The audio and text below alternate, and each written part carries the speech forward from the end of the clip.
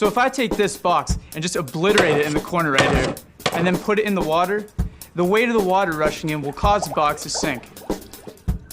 If I take this box and do the same thing,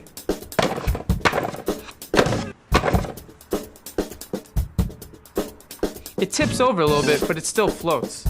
This box uses the same kind of design that naval architects use to prevent ships 1,000 times bigger from sinking.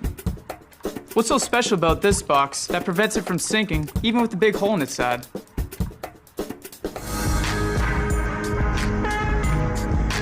Let's talk about why ships sink in the first place. You probably know that things will float in water if they're less dense than water, and sink if they're more dense.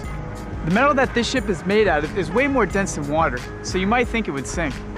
But that metal is shaped so that it traps a lot of air, which is less dense than water, inside it. So the average density of the hull of the ship is actually much lower than that of water, so the ship floats. But if the hull springs a leak and fills up with water, there's no more air to lower the average density of the hull, so the ship sinks. The design of this box basically prevents too much water from getting into it. This box's hull was divided up into watertight compartments with these walls called bulkheads. So when I made a hole right here, only this compartment filled up with water. The rest stayed dry and were able to keep the box afloat. This box is subdivided, and so is this ship. Say the ship is divided into 10 watertight compartments. If one area of the ship got damaged, only that compartment would flood, but not any of the others. The added weight of the water here would cause the ship to tip over a little, to be angled or trimmed in the water, but it wouldn't completely sink and could still be taken to a port for repairs. So even with subdivision, why do ships still sink? Well, it's impractical and expensive to design an unsinkable ship, especially because most of the time, ships just don't see that much damage.